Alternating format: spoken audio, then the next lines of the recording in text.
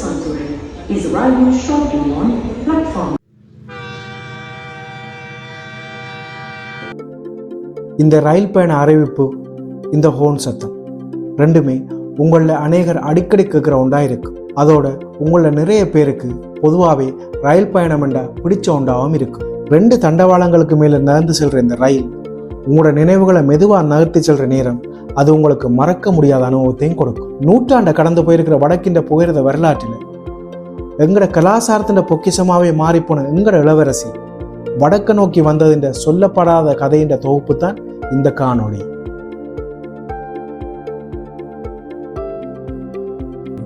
வடக்க தெற்கோட இணைக்கிற கலாச்சார பாலமாகவும் இருக்கிற எங்கட இளவரசின்ற வடக்கு நோக்கிய வருகை வரலாற்று முக்கியத்துவம் வாய்ந்த நிகழ்வாக இருக்கிறதோட அது வடக்கு மக்களுக்கு பெருமை அளிக்கக்கூடிய விஷயமாகவும் இருந்திருக்கு. எங்கட நாட்டை ஆட்சி செஞ்ச காலனித்துவ ஆட்சியாளர்களுக்குள்ள பிரித்தானியருக்கு எப்போதும் தனிச்சிறப்பு இருக்கு. அவர்களால் எங்கட நாட்டில் அறிமுகப்படுத்தப்பட்ட மாற்றங்களுக்குள்ள ரயில்வே போக்குவரத்து மிக முக்கியமான ஒன்றாகவும் இருக்கு. இலங்கையில ரயில் போக்குவரத்து அறிமுகப்படுத்தப்பட முன்னம் மாட்டு வண்டி, குதிரை வண்டி, படகு போக்குவரத்து ஆகியவைதான் இலங்கையின் பிரதான போக்குவரத்து மார்க்கங்களாக காணப்பட்டது. இலங்கையில புகையிரத பாதைகளை அமைக்கிறதுல முன்னோடியா இருந்தவர் சர் ஜார்ஜ் ஹென்றி வாட் என்பவர் தான். அந்த வகையில இலங்கையின் முதலாவது புகையிரத சேவை 1864ஆம் ஆண்டு கொழும்பு அம்பேபுச இடையில தான் ஆரம்பிச்சாங்க. 18ஆம் நூற்றாண்டுல மலைநாட்டு பெருந்தோட்டங்கள்ல விளைஞ்ச கோப்பி, தேயிலை போன்ற பொருட்களை தங்க நாட்டுக்கு ஏற்றுமதி செய்யறதுக்காகவும் புகையிரத பாதைகளை பிரித்தானியர் நாட்டில் அமைச்சாங்க. யாழ்ப்பாணத்திலிருந்து கொழும்பை தொடர்பு கொள்றதுக்கு கடல்வழி போக்குவரத்தும் தரைவழி போக்குவரத்துமே இடம்பெற்றிருந்தது. 18ஆம் நூற்றாண்டில் யாழ்ப்பாணத்தின் பிரதான போக்குவரத்து மார்க்கங்களாக மாட்டு வண்டி போக்குவரத்தும் குதிரை வண்டி போக்குவரத்தும் காணப்பட்டது.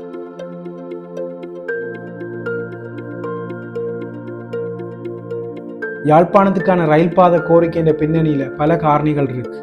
அதுல ஒன்று, யாழ்ப்பாணம் புவியியல் ரீதியா தனிமைப்படுத்தப்பட்டிருந்தது. ஏனென்று சொல்லி சொன்னா, யாழ்ப்பாணத்திலிருந்து கொழும்பை தொடர்பு கொள்றதுக்கு கடல்வழி போக்குவரத்தும் தரைவழி போக்குவரத்துமே இடம்பெற்றிருந்தது. இந்த வகையில படகுகள்ல பயணிக்கக்குள்ள அபாயகரமான சூழலை சந்திக்கிறதாலேயும் அதால பல இழப்புகளையும் சந்திக்க வேண்டியிருந்தது. யாழ்ப்பாணத்திலிருந்து தரைவழி பாதையில மாட்டு வண்டி, குதிரை வண்டி போன்றவற்றில் பயணிக்கக்குள்ள அடர்ந்த வனாந்திர பிரதேசங்களையும் குகைகளையும் கடந்துதான் செல்ல வேண்டியிருந்தது. இந்த பாதைகள் காடு மேடாகவும் கரடுமூடாகவும் காணப்பட்டதோட பெரும் உயிரிழப்புகளையும் சொத்துழப்புகளையும் எங்கட மக்களுக்கு ஏற்படுத்திச்சு. இவ்வாறான பல சவால்களுக்கு மத்தியில யாழ்ப்பாணத்திலிருந்து தரைவழியா கொழும்புக்கு போறதுக்கு கிட்டத்தட்ட 13 நாட்கள்ல இருந்து 17 நாட்கள் வரை சென்றதாகவும் கூறப்படுது. இந்த பின்னணியில தான் யாழ்ப்பாணத்துக்கான ரயில் பாதை திட்டம் உதயமாகுது. அதுதான் northern railway line of Ceylon என்று சொல்லப்படுகின்ற வடக்குக்கான ரயில் பாதை திட்டம் அறிமுகப்படுத்தப்படுது. இது சிஜிஆர் என்று சொல்லப்படுகின்ற சிலோன் கவர்மெண்ட் ரயில்வே என்ற நிறுவனத்தின் கீழே தான் முற்றுமுழுதாக கண்காணிப்புக்கு உட்படுத்தப்பட்டிருந்தது. இலங்கையின் சுதந்திரத்துக்கு பிறகு 13.5 மணித்தியால பயணத்தை குறைக்கிறதுக்காக ஒரு திட்டத்தை இலங்கை ரயில்வே என்ற பிரதம பொறியியலாளர் வீரி ரம்பால கொண்டு வந்ததன் பலனாக 1956ஆம் ஆண்டு யாழ்தேவி ரயில் ஏப்ரல் மாதம் 23ஆம் தேதி அறிமுகப்படுத்தப்பட்டது.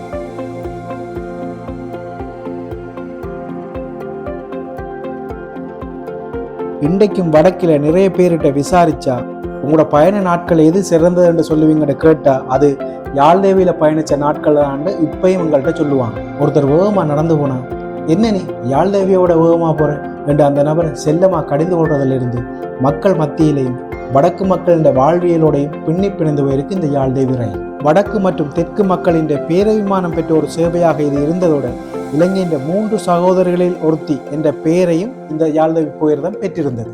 கொழும்பிலிருந்து யாழ்ப்பாணத்திற்கான பயண நேரம் கிட்டத்தட்ட 13.5 மணித்தியாலங்களாக அந்த கால பகுதியில் காணப்பட்டது.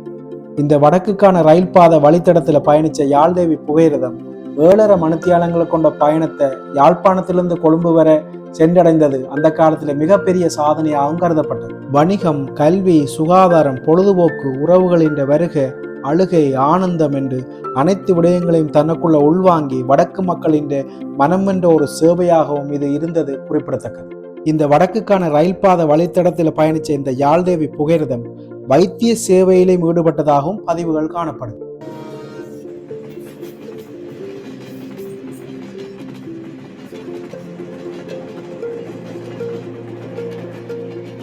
ஒரு நாளிலே 6000 பேர் வரை பயணிச்ச பெருமையை கொண்ட இந்த யாழ்தேவி புகையிரதம் வடக்கின் ராணி, வடக்கின் இளவரசி, இரும்பு ராணி என்ற பல பெயர்களால் யாழ்தேவி புகையிரதம் அந்த காலத்தில் மிக பெருமையோடு அழைக்கப்பட்டிருந்தது. இந்த வடக்குக்கான ரயில் பாதை வழித்தடத்தில் பயணித்த இந்த யாழ்தேவி புகையிரதம் இலங்கை ரயில்வேக்கு அதிகளவான வருமானத்தை ஈட்டி தந்ததும் குறிப்பிடத்தக்கது. யாழ்ப்பாணத்தில் விளைகிற புகையில தொடங்கி மாங்குளத்தில் ஏற்றப்படுற கருவாடு வரை வடக்கிலிருந்த அனைத்து உற்பத்தி பொருட்களும் யாழ்தேவி ரயிலூடாக தென்பகுதிக்கு எடுத்து செல்லப்பட்டு அங்கே வருமானம் ஈட்டுறதுக்காக வழங்கப்பட்டதும் குறிப்பிடத்தக்கது. உயர்கல்வி நிறுவனங்களை கற்கவும் வைத்திய நிபுணர்கள் யாழ்ப்பாணத்துக்கு வருகை தந்து அவங்களோட வைத்திய சேவையை வழங்கினதுக்கும் தடையில்லா போக்குவரத்து அந்த நேரத்தில் யாழ்தேவி இருந்ததும் அது இங்கே சாத்தியப்பட்டதற்கான காரணங்கள்ல ஒன்றாகவும் காணப்படுது. வடக்கின்ற பொருளாதார வளர்ச்சிக்கும் கல்வி சமூகத்தின் மேம்பாடு வர யாழ்தேவி தாக்கத்தை செலுத்தி இருந்ததும் இங்கு குறிப்பிட்டு சொல்ல வேண்டிய விஷயமா இருக்குது. வடக்கு மக்களின் உணர்வுகளின் பிரதிபலிப்பை யாழ்தேவி அந்த காலத்துல பார்க்கப்பட்டதோட வடக்கின்ற தரவழி போக்குவரத்தின் அதி உச்சத்தையும் யாழ்தேவி வருமான மீட்டல தொற்றிருந்தது குறிப்பிடத்தக்கது. அந்த அளவுக்கு இந்த யாழ்தேவின் பயண நாட்கள் மகிழ்ச்சியா இருந்தது என்றதை இந்த காட்சிகள்ல நீங்க கண்கூடாக பார்க்கலாம். இந்த பிரியான காட்சியை 1980களின் நடுப்பகுதியில் நீங்க பார்க்கிற நேரமே புரியும். இந்த யாழ்தேவி ரயில் அத்தனை உணர்வுகளையும் உள்ளடக்கி மக்களை தன்னுடன் பாதுகாப்பாக யாழ்ப்பாணம் வரை கொண்டு சென்று சேர்த்தது.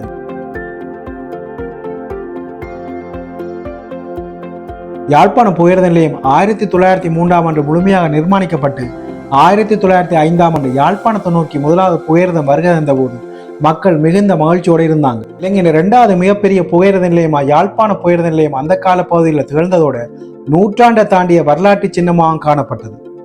இந்த பயணம் வெறும் ரயில் பயணம் மட்டுமில்லை, ஒரு தலைமுறையின் நினைவாக வாழ்ந்து பகிரப்பட்ட அனுபவங்களோட வெளிப்பாடு.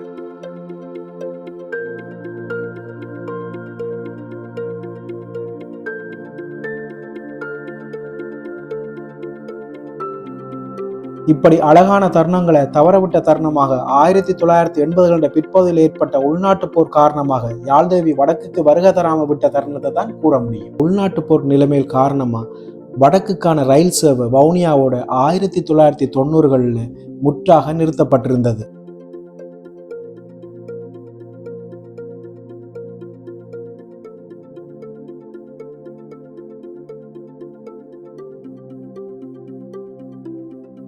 உள்நாட்டு போர் 2009 நிறைவு பெற்று 24 வருஷத்துக்கு பிறகு புது பொலிவோடையும் பழைய மிடுக்கோடையும் எங்கள் இளவரசி 2014ஆம் ஆண்டு யாழ்ப்பாணத்தை நோக்கி வருகை தந்த போது எங்களுக்கு ஏற்பட்ட மகிழ்ச்சியை வார்த்தைகளால் சொல்லிவிட முடியாது.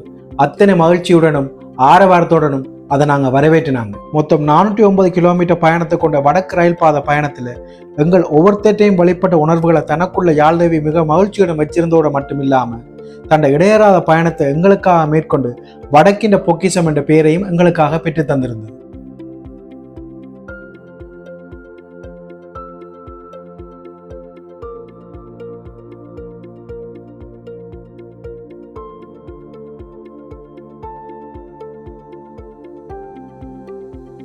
Yaldevi and untold story.